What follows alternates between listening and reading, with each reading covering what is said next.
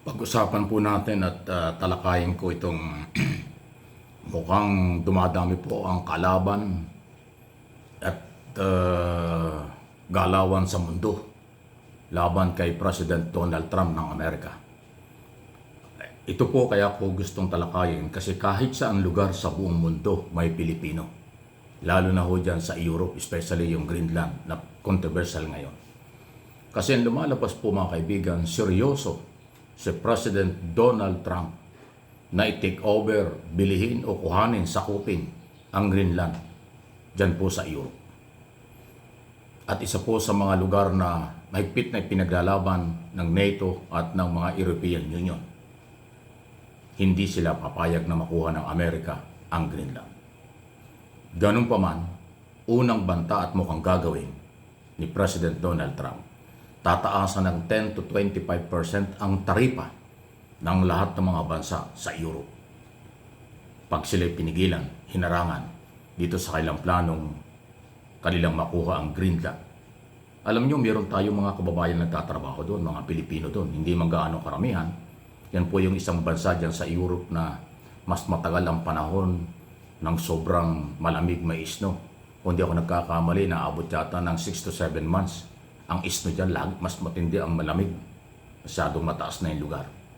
Pero seryoso po ang Pangulo ng Estados Unidos kahit may banta pa sa kanya ang Congress na siya ay impeach or siya tinututulan, pero seryoso ang Amerika.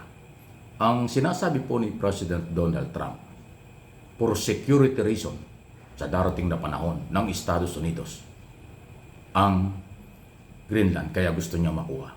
Kasi yung palang lugar na yan ay isa ho sa magandang area na pwedeng paglagakan ng mga military o sundalo ng mga bansang pwedeng kalaban nila tulad ng Russia, China at kung sino man.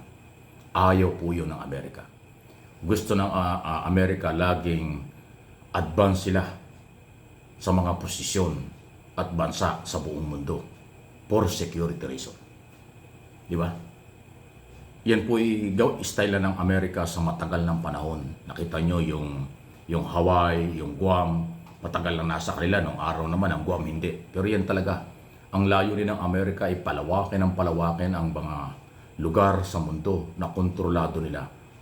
Isa lang ang issue o dalawa. For security ng Estados Unidos at saka business. Ayan. At yan naman ang ayaw ng mga European Union leaders na kanilang tinututulan. Pero dalawa na itong banta. Yung pagkuha dyan sa Greenland ng Amerika at yung taripa. Kasi yung taripa mabigat yun. Malaki ang epekto sa negosyo ng mga taga-Europe, European Union, pag umabot ng 10 to 25% ng taripang ipapataw na buwis sa mga produkto na pumapasok sa Amerika. Mabigat yan. So dahil dyan, marami hong mga bansa sa Europe ang pumapalag. At ngayon po ay nagkaroon dyan ng World Economic Forum. By pinanindigan po ni Trump ang kahalagahan ng kanilang interes. At warning nga sa tax, taripa. Kaya may mga leader po sa World Economic Forum ang pumalag katulad ng Prime Minister ng France, Prime Minister ng Canada at iba pa ay tumututol dito. So, huwag naman sana umabot po sa mas magulo pa ang sitwasyon. Kasi sa ayaw at sa gusto natin, pagka ganyang kalawak ang sigalot, tayo po'y kaalyado ng Amerika. Tayo po'y umaasa rin sa foreign business or mga kapitalistang dayuhan. Sa business, siguradong maapektuhan tayo pag sila ay nagkagulo dyan sa isong yan. Okay? Kaya huwag niyo sabihin mga Pilipino, ay malayo tayo doon, wala tayong pakialam. Hindi po. Apektado po sa seguridad at business ng Pilipinas pagka nag-away ng tuluyan ang NATO, ang European Union laban sa Estados Unidos. Hindi po biro yan. Napakaraming Pilipino, milyon ang Pilipino sa buong European Union na nagtatrabaho. Hindi lang sa Greenland. Eh maliban pa dyan, di ba, inaaway din ng Amerika ang Iran, ang Syria. Okay? Kanilang binabantayan, pinaglalaban ng Pilipinas, Japan at Taiwan laban sa China.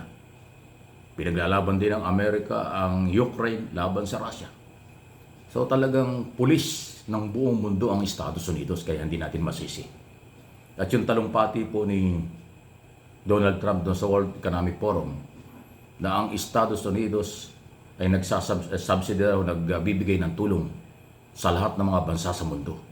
So ganun po kasilang ka superpower at yaman. Tumutulong sila sa lahat ng mga bansa. Kaya siguro ang layunin ng Amerika ay mas palawakin nila ang kanilang lugar na nasasakop at nakukontrol for security reason. Security and business. Isa pa sa lately ay pinasok at kinuha ng Amerika yung presidente ng Venezuela, Maduro, hindi ba? So malawak po ang galawan ng US President at siyempre suportado yan ng mga Amerikano. Kung yung iba'y tumututol pero yan ay para sa kanila. Ibang klase ang liderato. So for security, business, ang purpose ng galaw.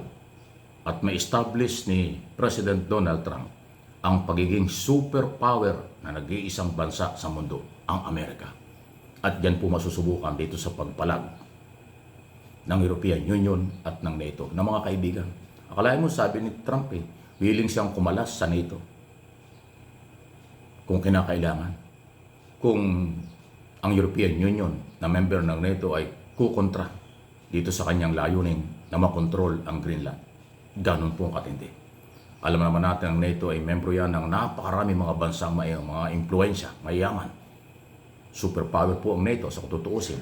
Armas, financial, military, at lahat meron sila. Pero hindi natatakot ang Amerika. Ang piling ng Amerika, kaya nilang maging pulis ng buong mundo. Kaya nilang makontrol ang maraming lugar sa mundo. Ganyan po. Kaya painit ito ng painit ng sitwasyong ito. Alam ko mga Pilipino sa Amerika, napakarami. Ano man po ang away na pinapasok ng Amerika at posisyon ng Amerika, huwag naman silang madamay sa ekonomiya at seguridad. Yun po yung layunin ko. Don't panic. Yung mga Pilipino na sa Pilipinas, hindi nila alam kung anong implication. Malawak po ang implication ng galawang ito. Tayo lang ho dito sa Pilipinas at yung iba dyan ay nakatutok sa mga local at national issue ng ating bansa. Yung international issue, dapat tayo po ay naghahanda dyan. Hindi po ito pananakot. Bahagi lang po ng pagpapalawak ng information kasi for information and education itong ating topic.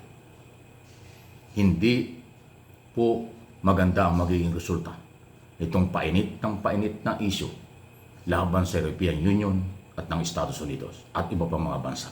Uulitin ko, maraming Pilipino kahit saan lugar sa buong mundo pwedeng madamay. Okay? Security, oil, pagtaas ng oil, at ekonomiya. Yan po yun. So, salamat dun po sa nakakaintindi ng sitwasyon. Salamat sa nakakaunawa sa ating topic na ito.